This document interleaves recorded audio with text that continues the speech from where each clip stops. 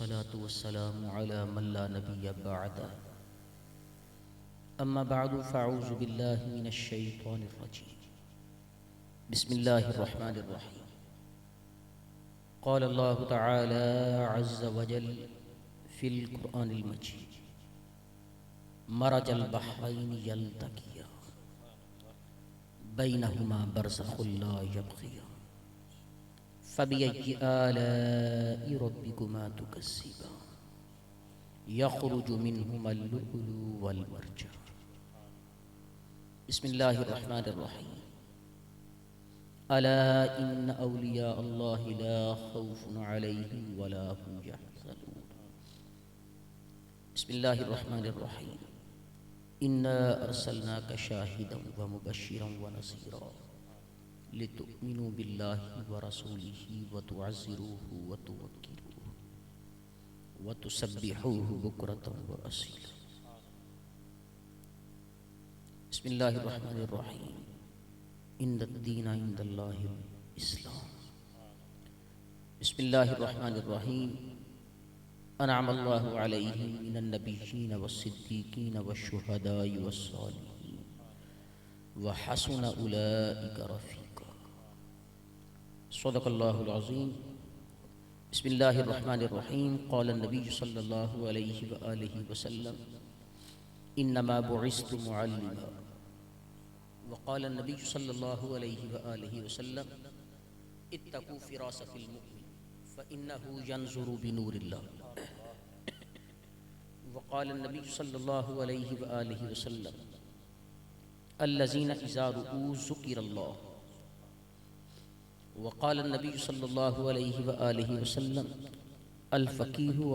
الفقيه أشد على الشيطان من ألف عابد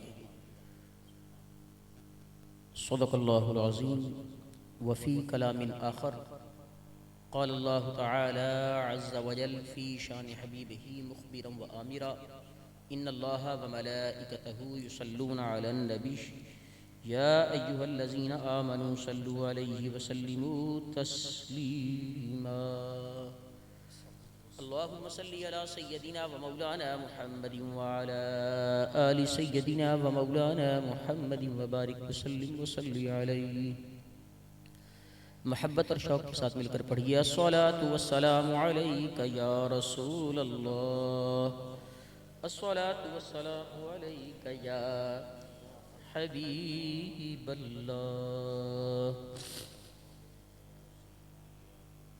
ہم خود کو جن کے در کا فقیر کہتے ہیں ہم خود کو جن کے در کا فقیر کہتے ہیں زمانے والے انہیں پیرانے پیر کہتے ہیں اور یہ صرف ہم ہی نہیں کہتے بڑے بڑے کہہ گئے اور مجھ جیسا نالائق تو ڈر کے مارے یہ بات کہتا ہے وجہ کیا ہے غرض قبول افتد زہ عز و شرف وہ قبول کر لیں تو بڑی بات ہے ورنہ کھوٹے سکے کون لیتا ہے آپ تو صاحبان تقویٰ ہیں ورنہ بڑے بڑے اس در کی دریوزہ گری کر گئے ایک نام لے رہا ہوں دل کے کانوں سے سنیں حضرت سخی سلطان باہو رحمت اللہ علیہ آپ فرماتے ہیں الف اے تن میرا چشمہ ہوئے تے میں مرشد ویکھ نہ رجا ہوں لوں لوں دے منڈ لکھ لکھ چشمہ ہک کھولاں ہک کجا ہوں اتنا ڈٹھیاں صبر نہ آوے میں ہور کسے ول بھجا ہوں اتنا ڈٹھیاں صبر نہ آوے میں ہور کسے ول بھجا ہوں مرشد دا دیدار ہے باہو مینو لکھ کروڑاں حجاں ہوں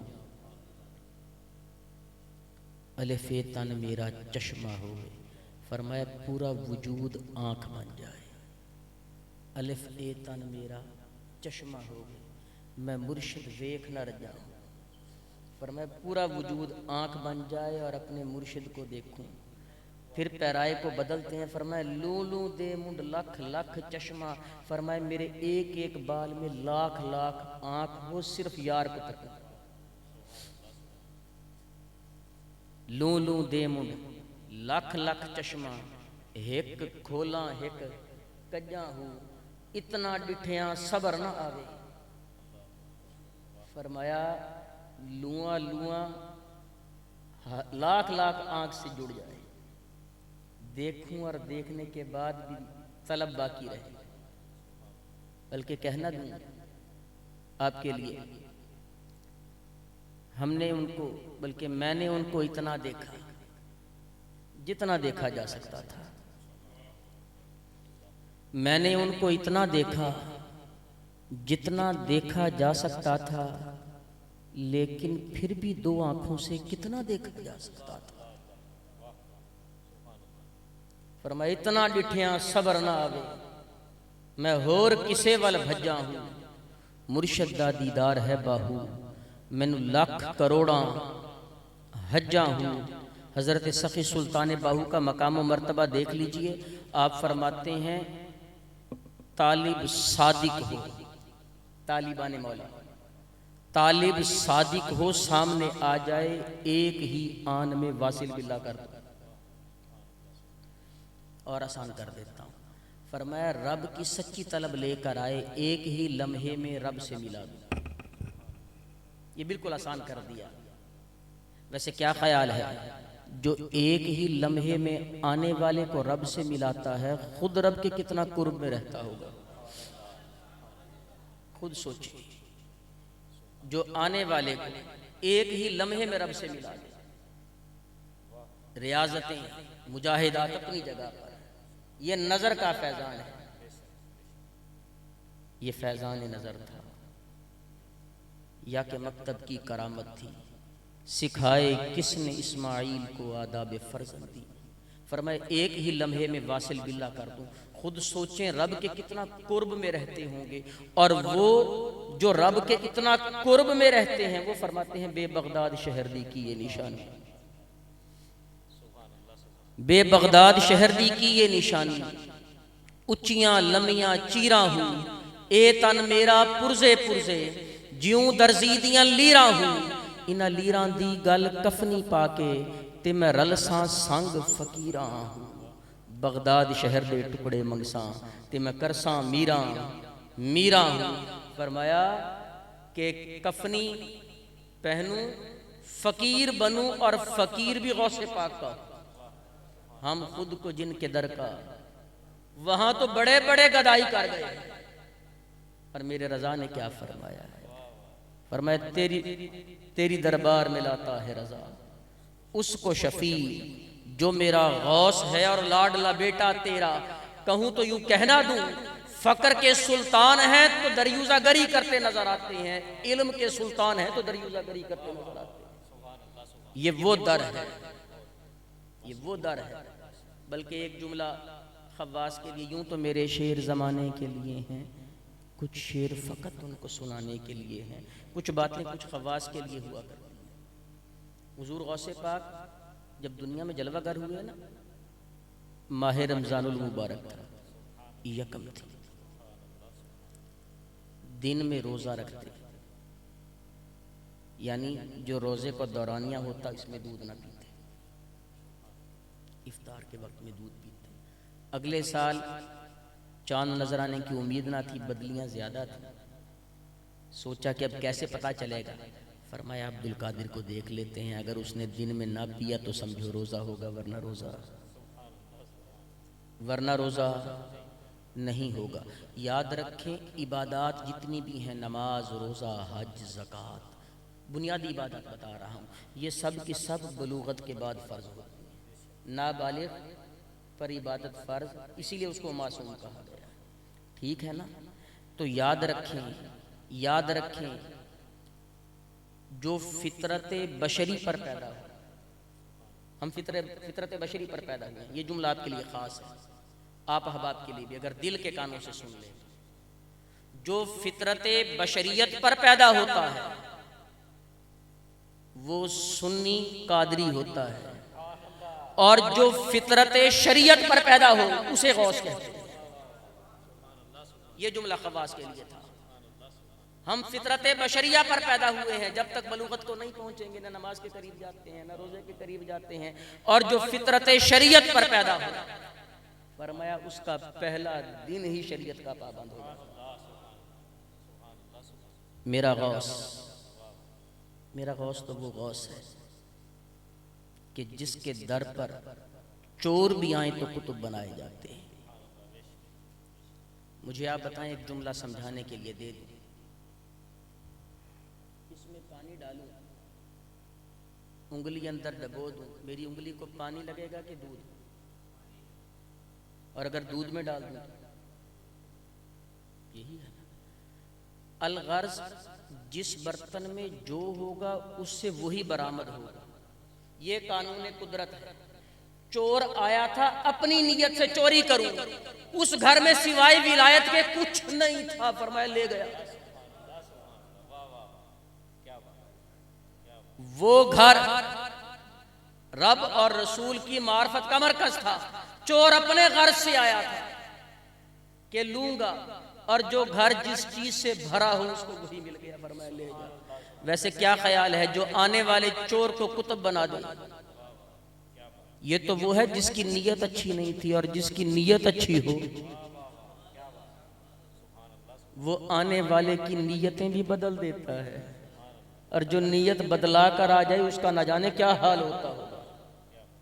پھر سنیں رب کا قرآن کہتا ہے، سورہ رحمان جسے قرآن کی دلہن کہا گیا ہے، یہ وہ سورت ہے جو بروز حشر رحمان خود تلاوت فرمائے گا۔ وہاں سے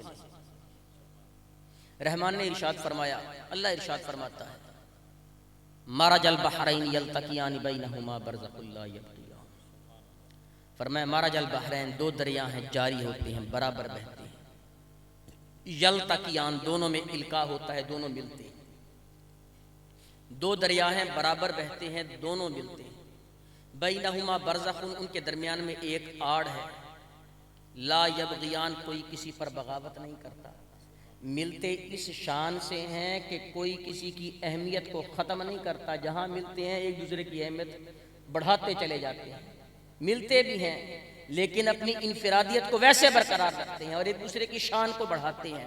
اللہ نے نتیجہ کیا دیا؟ فرمایا یخرج منہما اللؤلؤ والمرجان، فرمایا جہاں ملیں گے یا لولو نکلے گا یا مرجان نکلے گا۔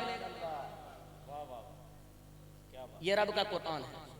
فرمایا دو دریا ہیں، دونوں عظمتوں والے ہیں، جہاں ملیں گے اس شان سے ملیں گے، کوئی کسی کی عظمت کو کم نہیں کرے گا، ایک دوسرے کی عظمت کو بڑھائیں گے، ہر ایک اپنی انفرادیت کو ویسے برقرار رکھے گا، اور رزلٹ نتیجہ یہ نکلے گا کہ ملنے سے لؤلؤ اور مرجان نکلیں گے۔ ایک دریا رب کے گھر سے چلا جسے مولود کعبہ علی المرتضیٰ کہتے ہیں، ایک دریا رب کے گھر سے چلا جسے مولود کعبہ حضرت علی المرتضیٰ کہتے ہیں، دوسرا دریا رسول اللہ کے گھر سے نکلا جسے مخدومہ کائنات کہتے ہیں۔ فرمایا جہاں دونوں مل جائیں لؤلؤ اور مرجان نکلتے ہیں۔ فرمایا لؤلؤ کی شکل میں امام حسن کا ظہور ہو رہا ہے، مرجان کی شکل میں امام حسین پاک کا ظہور ہو رہا ہے۔ حسین کیا ہے؟ ابھی بچہ پڑھ رہا تھا، حسین کیا ہے میں کیا بتاؤں؟ حسین کیا ہے؟ ضمیر زمزم، خمیر کوثر، کرم نشانہ۔ حسین کیا ہے؟ ضمیر زمزم، خمیر کوثر، کرم نشانہ۔ حسین کیا ہے؟ محیط عالم، مشیر مرسل، مہ زمانہ۔ حسین کیا ہے؟ حسین کیا ہے؟ محیط عالم، مشیر مرسل، مہ زمانہ۔ اور حسین کیا ہے؟ زبان وحدت پہ انما کا حسین ترانہ۔ جو بات میں کہہ گیا ہوں بڑے دھیمے انداز سے کہا ہے اس لیے کہ توجہ ادھر آ جائے۔ حسین کیا ہے؟ زبان وحدت پہ، یہ کلام رب کا ہے جس نے فرمایا انما یرید اللہ لیذہب عنکم الرجس۔ حسین کیا ہے؟ زبان وحدت پہ انما کا حسین ترانہ۔ حسین کیا ہے؟ یزیدیت کے بدن پہ عبرت کا تازیانہ۔ حسین کیا ہے؟ یزیدیت کے بدن پہ عبرت کا تازیانہ۔ حسین وہ ہے کہ موت جس کو ادب سے جھک کر سلام کر لے، اس لیے کہ شہید زندہ ہوتا ہے، اس لیے کہ شہید۔ حسین وہ ہے کہ موت جس کو ادب سے جھک کر سلام کر لے، حسین وہ ہے جو نوک نیزہ پہ خود خدا سے کلام۔ ایک دریا چلا رب کے گھر سے، ایک چلا رسول اللہ کے گھر سے، دونوں کا القاء ہوا، نکاح ہوا۔ فرمایا لؤلؤ کی شکل میں امام حسن کا ظہور ہو رہا ہے، مرجان کی شکل میں امام حسین پاک کا ظہور۔ فرمایا پھر دونوں دریا بہے، امام حسن سے حضرت ابو صالح موسیٰ جنگی دوست رحمت اللہ علیہ کا ظہور ہو رہا ہے، امام حسین سے ام الخیر فاطمہ ثانی رضی اللہ تعالی عنہ ان کا ظہور ہو رہا ہے، والدین کریمین ہیں حضور غوث پاک کے۔ پھر القاء ہوا، لؤلؤ اور مرجان دونوں کا فیضان میرے غوث کی شکل میں ظاہر ہو گیا، دونوں کا فیضان میرے غوث کی شکل میں ظاہر ہوا۔ فرمایا حسینی رنگ لے کر بھی آنے والا ہے، حسنی رنگ لے کر بھی آنے والا ہے، نجیب الطرفین سید ہے۔ اور والد گرامی کی شان دیکھ لیں، وہ آپ نے واقعہ بیان نہیں کرتا کہ وہ سیب آ رہا تھا، بس اس کا رزلٹ دے دیتا، اس کا نتیجہ دیکھ لیں۔ وہ سیب آیا، آپ پوچھتے پہنچتے چلے گئے، پتہ چلا یہ باغ ہے حضرت عبداللہ صومعی رضی اللہ تعالیٰ عنہ ان کا باغ ہے۔ فرمایا ایسے معاملہ تھا، سیب آ رہا تھا، میں نے کھا تو لیا، کھانے کے بعد خیال پیدا ہوا میری ملکیت تو نہیں تھا، اگر مجھ سے کل قیامت کے روز رب نے پوچھ لیا کہ اتنا دلیر ہو گیا، جس کی چیز تھی اس سے پوچھنا گوارا نہیں کیا۔ لیکن شریعت کا اصول بتا دوں آپ کو، کھانے پینے کی وہ چیز جو ملے اور اس کے وارثین کا علم نہ ہو کہ یہ چیز کس کی ہے، اور اس کے خراب ہونے کا اندیشہ بھی ہو قبل اس کے کہ ان کے وارثین کو ڈھونڈا جائے اور وہاں تک پہنچا دیا جائے، ان معاملات میں اگر اس کے خراب ہونے کا اندیشہ ہو تو اگر کوئی اسے استعمال کر لے اس پر گناہ نہیں۔ اور یاد رکھیں جو چیز پانی میں بہہ کر آتی ہے نا، جسے پانی لگ جائے اس کے خراب ہونے کے چانس بڑے جلدی ہو جائے گا۔ پانی میں بہتا ہوا آیا تھا، ڈھونڈتے بھی صحیح تو مالک تک پہنچتے پہنچتے اس نے ویسے خراب ہو جانا تھا۔ فتویٰ اپنی جگہ پر ہے، تقویٰ اپنی جگہ پر ہے۔ پہنچے، فرمایا یہ سارا ماجرا ہے۔ ادھر بھی تو صاحب نظر تھے نا، اتقوا فراست المؤمن فإنہ ینظر بنور اللہ۔ کریم آقا نے ارشاد فرمایا مومن کی فہم و فراست سے بچو، اپنی آنکھ سے نہیں رب کے نور سے دیکھتا ہے۔ نور ولایت سے دیکھا، فرمایا عمر کا یہ حال، عمر کا یہ ہے، عالم شباب ہے، اور تقوی طہارت کا یہ حال ہے۔ فرمایا اگر معاف نہ کریں تو رو پڑے۔ فرمایا نہیں، میں رب کو کیا منہ دکھاؤں گا؟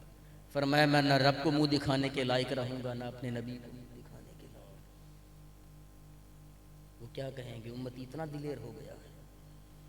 فرمایا خدمت کرنی پڑے گی باغ کی 10 یا 11 سال۔ فرمایا ٹھیک ہے، خدمت کرو، مالی بنے، خدمت کی۔ 10 یا 11 سال بیتے، حضرت عبداللہ صومعی رضی اللہ تعالیٰ عنہ فرماتے ہیں عبد القادر وہ جا کے نا باغ سے کوئی اچھے میٹھے سیب لے جاتے ہیں، کچھ سیب لے کر آتے ہیں۔ حضرت عبداللہ صومعی پہلا سیب تناول فرماتے ہیں، پھیکا نکلتا ہے۔ اور کیا فرماتے ہیں؟ فرمایا اتنا عرصہ بیت گیا باغ کی باغبانی کرتے ہوئے، اتنی خبر نہیں ہوئی میٹھا کون سا ہے پھیکا کون سا ہے۔ فرمایا 10 سے 11 سال ہو گئے، میں نے آج تک کسی سیب کو نہیں کھا کے دیکھا، ایک سیب بخشوانے آیا تھا، اتنی سزا بھگت بیٹھا ہوں، اور دوسرا کھا لیتا نہ جانے کیا معاملہ ہو گیا۔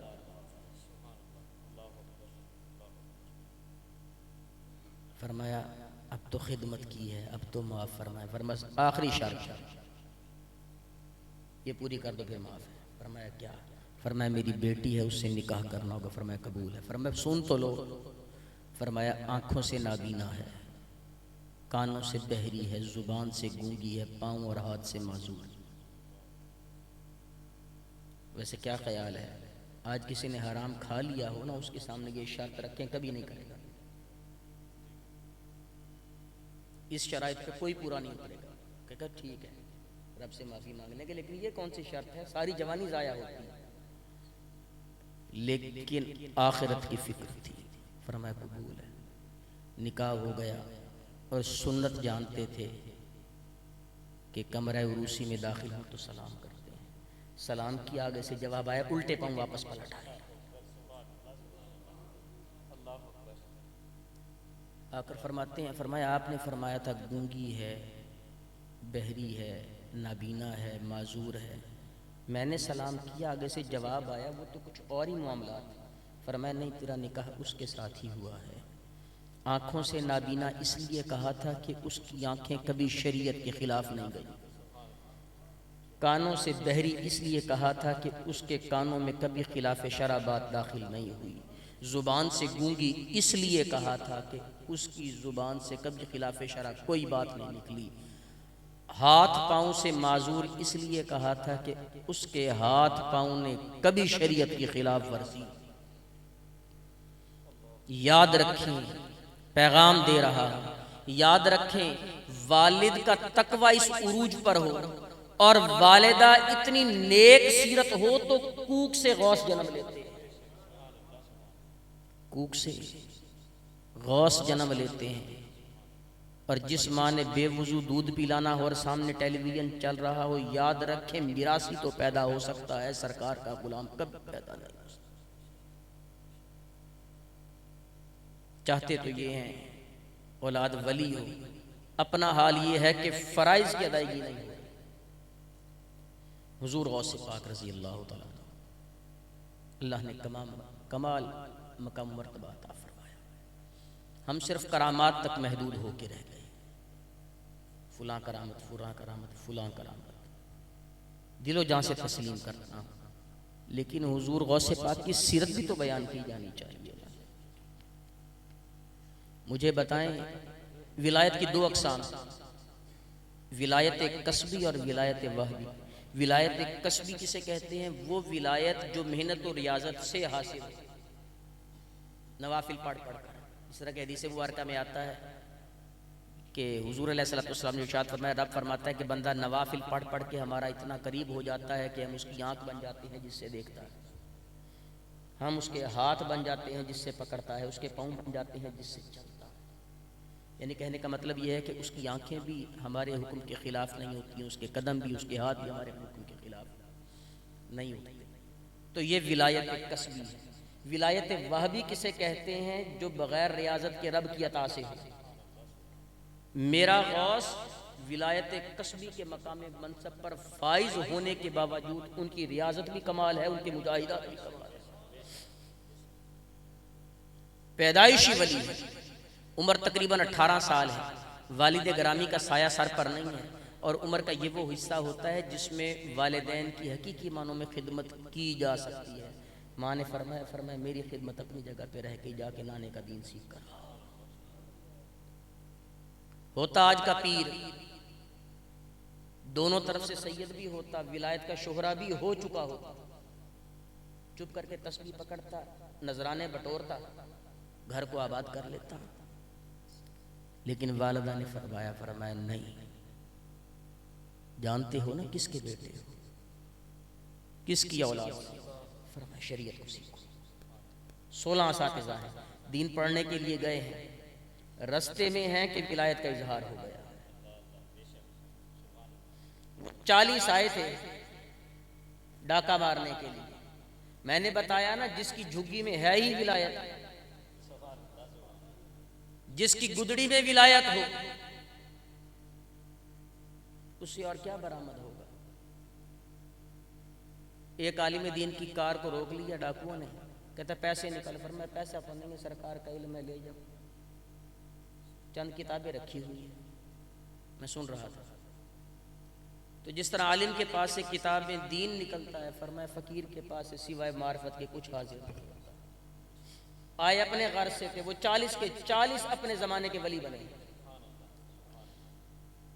یہ حصول علم کا پہلا درجہ ہے، ابھی پہنچے نہیں ہیں۔ ویسے کیا خیال ہے جو ابھی علم تک نہ پہنچا ہو اس کی راہ میں ہو تو یہ مقام ہے، جو حاصل کر لے اس کا حال کیا ہوگا، اس کا اپنا مقام کیا ہوگا۔ اور حصول علم کے بعد حضور غوث پاک جس جامعہ سے جس مدرسہ سے پڑھے ہیں 33 سال وہاں تدریس فرمائی ہے اور صدر مدرس رہے ہیں، اور آپ کے استاذ گرامی نے مدرسہ آپ کے سپرد کیا، ہر سال 3000 سے زائد علماء تیار ہوتے۔ تو میرے غوث نے اپنی ظاہری حیات طیبہ میں تقریباً 1,00,000 علماء تیار کر کے دیے۔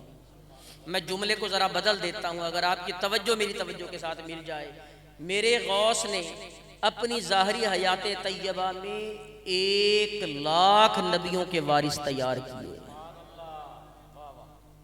1,00,000 نبیوں کے وارث تیار کیے۔ آج غوث کو ماننے والا علم سے بے بہرا کیسے ہو سکتا ہے؟ ان کی سیرت کے اس پہلو کو کیوں نہیں دیکھا جاتا؟ اس پہلو کو کیوں نہیں دیکھا جاتا کہ میرے غوث قرآن پاک میں ہے، اللہ نے ارشاد فرمایا انما یخشی اللہ من عبادہ العلماء۔ انما کلمہ حسر ہے، بات کی عبارت کو محسوس کر لیتا ہے۔ اللہ نے فرمایا بے شک اللہ سے حقیقی معنوں میں ڈرنے والے علماء ہیں، اس لیے کہ علم کے بغیر خدا کی شناخت ہی ممکن نہیں۔ جسے جانتے نہیں ہیں اسے ڈرنا کیا؟ جسے جانتے نہیں اس سے ڈرنا کیا؟ آپ کے عہد میں علامہ ابن جوزی رحمۃ اللہ علیہ نقاد محقق گزرے، حضور غوث پاک کا مرید، ان کے پاس آنا جانا تھا، فرمایا مرشد کریم کی بارگاہ میں حاضری دیتے ہیں، چلتے ہیں۔ علامہ ابن جوزی فرماتے ہیں میرے پاس تو اتنا وقت نہیں ہے، تدریس میں ہی وقت گزر جاتا ہے، باقی ان کا شہرہ بہت سنا ہے اور ان کی کرامات بہت سنی ہیں، صاحب تقوی زہد تقوی طاعت میں اپنی مثال آپ ہیں یگانہ اس عہد کی، لیکن یہ خبر نہیں ہے کہ وہ علم کی کس منزلوں میں ہے، علم کے کس پیرائے میں ہے۔ مرید کہتے ہیں آپ میرے ساتھ تشریف لے چلیں، اگر آپ نے کچھ پوچھنا ہو تو آپ پوچھ لیجئے گا۔ فرمایا ٹھیک ہے۔ ابن جوزی آپ کے مرید کے ہمراہ آ گیا، اور معمول یہ ہوا کرتا تھا حضور غوث پاک کہ جب بھی کوئی آتا پہلے لنگر پیش کر دیتا، تاکہ جو ہم دیں تو پھر توجہ اس طرف نہ جائے اگر کوئی بھوکا پیاسا آیا۔ اب حضور غوث پاک بیٹھے ہیں، علامہ ابن جوزی کھانا تناول فرما رہے ہیں، اور دل میں خیال کیا پتہ نہیں بعد میں محفل کا شیڈیول کیا ہو، قواعد و ضوابط کیا ہو، پتہ نہیں کیا خبر مجھے سوال کا موقع ملے نہ ملے، ابھی کچھ نہ پوچھ لوں۔ اب کھانا کھاتے ہوئے ابن جوزی نے قرآن پاک سے ایک آیت مبارکہ تلاوت فرمائی، اور تلاوت فرمانے کے بعد فرمایا یا شیخ اس آیت کی ایک تفسیر یہ بھی ہے، آپ کو خبر ہے؟ میرے غوث فرماتے ہیں، فرمایا ہاں میں جانتا ہوں، ہاں میں جانتا ہوں۔ اسی آیت کی ایک اور تفسیر فرمائی، فرمایا جانتے ہیں؟ فرمایا ہاں میں جانتا ہوں۔ الغرض ابن جوزی نے 11 تفاسیر ایک ہی آیت کی بیان فرمائی، اور میرے غوث نے ہر دفعہ فرمایا ہاں میں جانتا ہوں۔ اس کے بعد ابن جوزی خاموش ہو گئے۔ میرے غوث نے یوں نگاہیں اٹھائیں اور فرمایا ابن جوزی بس اتنا ہی جانتے ہو؟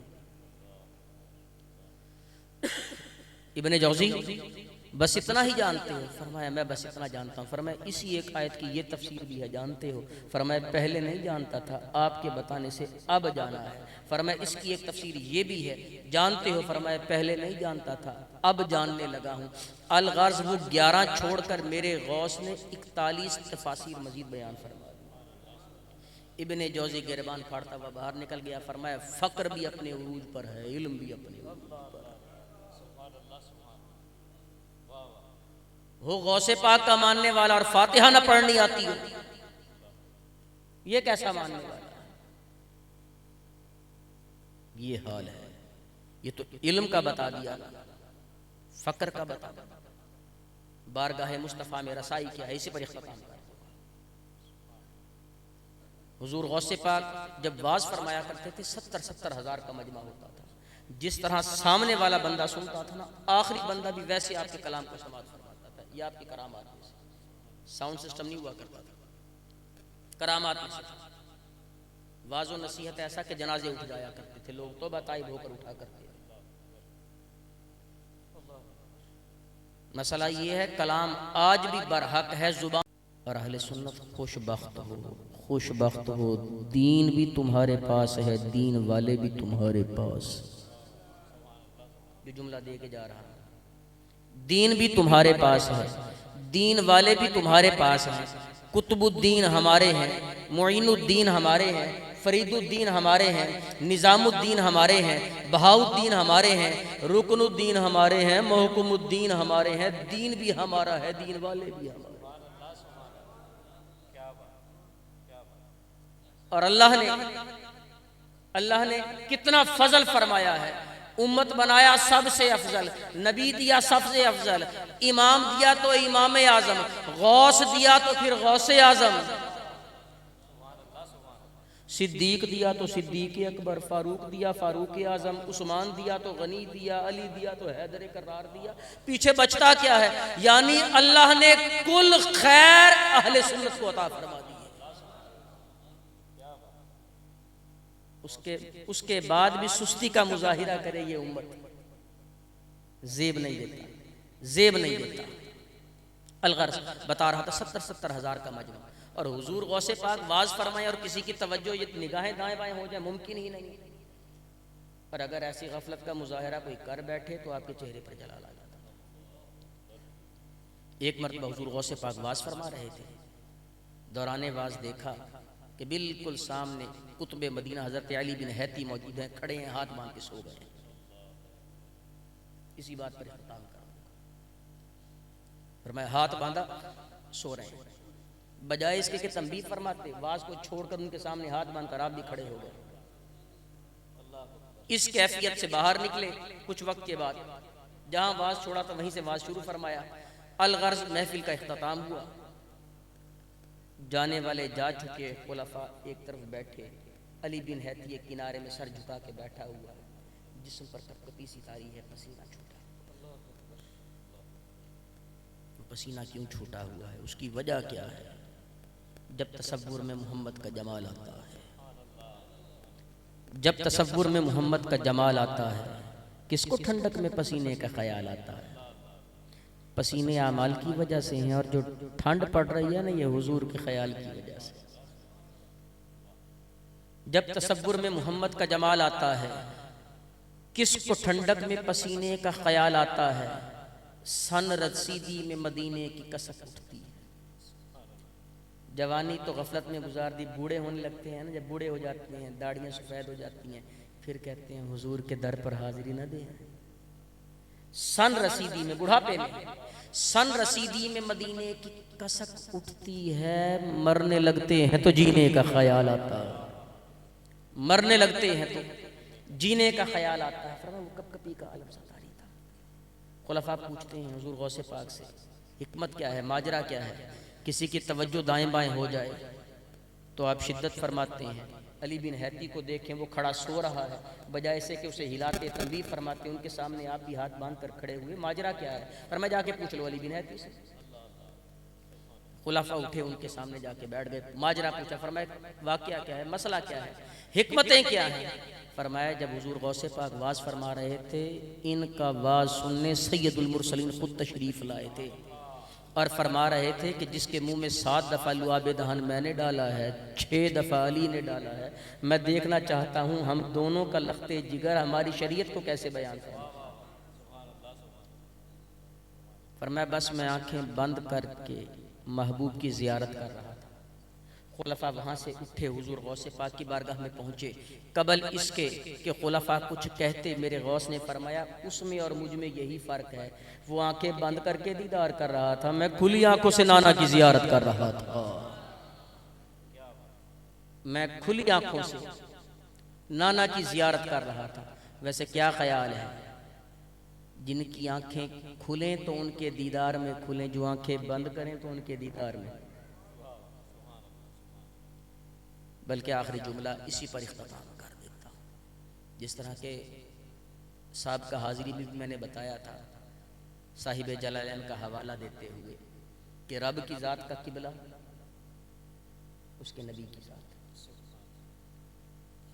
غالب مجھے یاد آ رہا ہے، میں نے شاید بات یہ کی تھی، رب کی ذات کا قبلہ ذات مصطفیٰ ہے، تو کہنا دوں جو کھلی آنکھوں سے رب کے قبلے کو دیکھے، آنکھیں بند کرے تو رب کے قبلے کو دیکھے، اسے غوث العظم کہتے ہیں،